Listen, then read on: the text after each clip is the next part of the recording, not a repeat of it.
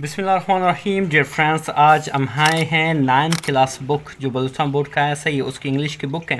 इसमें ये टॉपिक भी पढ़ेंगे, यानी कि कंसेप्ट भी क्लियर होगा, और इसमें साथ साथ जितने भी ग्रामर है उनको भी पढ़ेंगे, और जितने भी वोकैबुलरीज हैं उनके भी मीनिंग बताऊंगा। और ये डियर फ्रेंड्स ये बेस्ट तरीका है इंग्लिश सीखने का। फॉर एग्जांपल, अगर आप कोई लफ्ज़ कोई वोकैबुलरीज को डायरेक्ट किसी डिक्शनरी में ले के याद करोगे तो उसके वो आपके जहन में ज़्यादा नहीं बैठ जाएगा। सही है, लेकिन जब आप किसी चीज़ से उठाओगे, किसी ट्रांसलेशन से उठाओगे, तो वो ज़्यादा आपके जहन में बैठ जाएगा। उसकी वजह सबसे ये कि उसके साथ आप उसकी बैकग्राउंड भी ले रहे हैं। सही है, यानी कि ये काम पे इस्तेमाल हुआ है, कैसे इस्तेमाल हुआ है, तो उस वजह से वो आपके जहन में बैठ जाएगा। ठीक है। अच्छा, आज का जो हमारा लेसन है वो है हज़रत अबू बकर सिद्दीक, हज़रत अबू बकर सिद्दीक के बारे में। ठीक है। अच्छा, यहाँ पे लिखा हो, जैसे कि आपको मालूम होना चाहिए कि हज़रत अबू बकर सिद्दीक वाज बॉर्न, हज़रत अबू बकर सिद्दीक पैदा हुआ, ठीक है, इन 573 AD, 573 AD में हज़रत अबू बकर सिद्दीक 573 AD में पैदा हुआ। कहाँ पर? इन मक्का, मक्का में पैदा हुआ। ठीक है।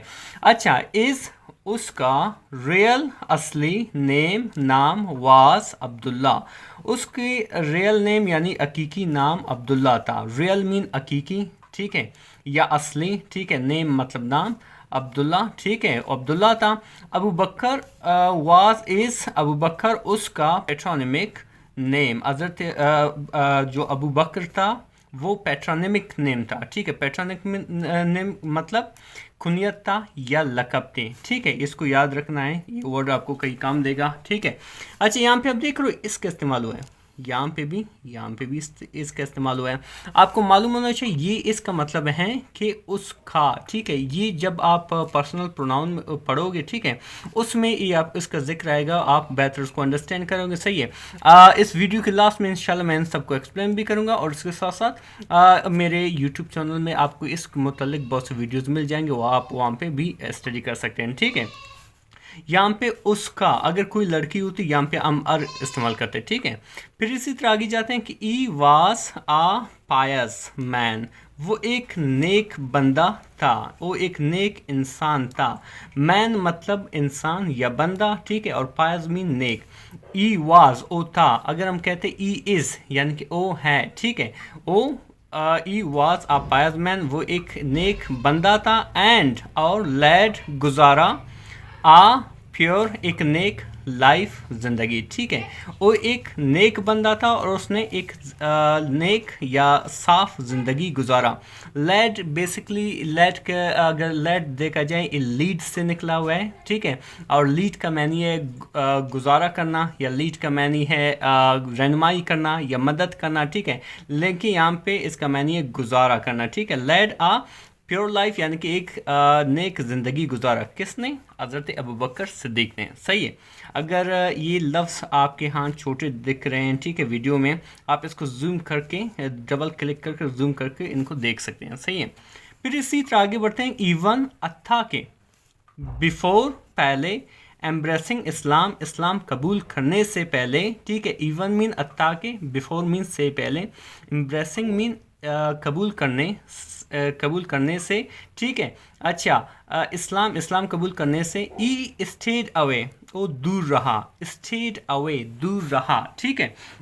For example if stay away को आप लिख सकते हो, उसका मीनिंग भी, जैसे इसका मैंने दूर होना। सही है, अपने आप को जुदा करना। ठीक है, अभी इस पे आप बहुत से सेंटेंसेस में इसको इस्तेमाल कर सकते हो। For example, I stayed away from football for long time so that I can continue my studying. ठीक है, यानी कि मैं फ़ुटबॉल से काफ़ी वक्त से दूर रहा। तो इस तरह आप इनको सेंटेंस में इस्तेमाल करके यानी कि इसको याद कर सकते हो। ठीक है।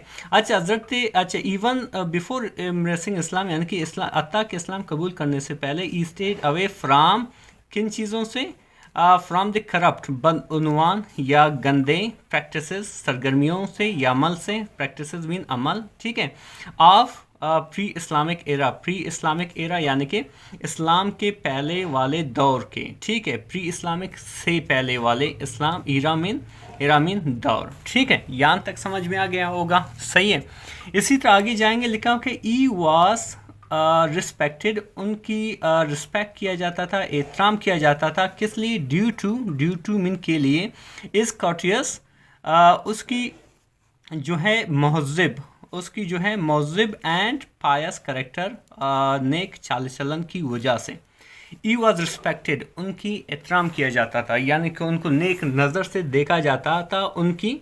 अच्छा, कॉर्टियस मतलब मौजूज़ या बेहतरीन, ठीक है। एंड पायस और नेक करेक्टर यानी कि चाल चलन की वजह से, ठीक है, यानी कि किसकी, हज़रत अबू बकर सिद्दीक़ की।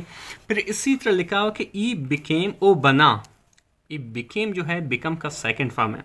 ई बिकेम, ओ बना, अ वेरी क्लोज, एक बहुत ही नज़दीक, कंपेनियन मीन्स साथी, या आप कह सकते हो सहाबी, ऑफ ऑफ हज़रत मोहम्मद रसूलुल्लाह सल्लल्लाहु अलैहि वसल्लम ख़ातमुन नबिय्यीन सल्लल्लाहु अलैहि वसल्लम, यानी कि वो हुज़ूर पाक सल्लल्लाहु अलैहि वसल्लम के बहुत ही क्लोज, बहुत ही करीब तरीन सहाबी बना, ठीक है। अच्छा, लिखा हुआ है कि because of is sound character and virtue, ठीक है। अपने नेक साफ चाल चलन और नेकी की वजह से। यहाँ पे बिकॉज ऑफ का इस्तेमाल हुआ है। यहाँ पे बिकॉज ऑफ का मतलब है की वजह से, ठीक है। अच्छा, यहाँ पे ड्यू टू यहाँ पे भी इसका की वजह है, और यहाँ पे भी इसकी मतलब क्या है, की वजह से, ठीक है। फिर आगे लिखा हुआ है कि वैन हज़रत मोहम्मद रसूलुल्लाह ख़ातमुन नबिय्यीन सल्लल्लाहु अलैहि वसल्लम रसीव, जब वैन का मतलब है जब हज़रत मोहम्मद रसूलुल्लाह ख़ातमुन नबिय्यीन सल्लल्लाहु अलैहि वसल्लम ने वसूल किया, ठीक है, वसूल किया किस चीज़ को, द फर्स्ट रेवलेशन, पहले वही को, रेवलेशन मीन वही, ठीक है, फर्स्ट मीन पहले वही को, ठीक है। ई नरेटेड, उसने बताया या बयान किया, द ओल मुकम्मल, एक्सपीरियंस तजुर्बे को, टू हज़रत अबू बकर सिद्दीक़ से। यहाँ पे टू का इस्तेमाल हुआ है, ठीक है। यही टू एक प्रपोजिशन है, यही टू का मतलब है की तरफ, इसी टू का मतलब है से, और इसी टू का मतलब है की के लिए, ठीक है। फॉर एग्जाम्पल से एक्सपीरियंस टू, यहाँ पे इसका मुराद है से, लेकिन फॉर एग्जाम्पल मैं कहूँगा आई एम गोइंग टू क्वीटा, मैं क्वीटा की तरफ जा रहा हूँ, ठीक है। अच्छा, for example it's bad to animals to human beings, सही है, ये इंसानों या जानवरों के लिए ख़राब है। यही टू के 3 मैनी यहाँ पे मैं आपको बता रहा हूँ, ठीक है। आई होप कि यहाँ तक आपके समझ में आ गया होगा। इसके इंशाल्लाह सेकंड पार्ट भी आएगा जिसमें ये जो बाकी चीज़ें हम एक्सप्लेन करने वाले हैं, ठीक है।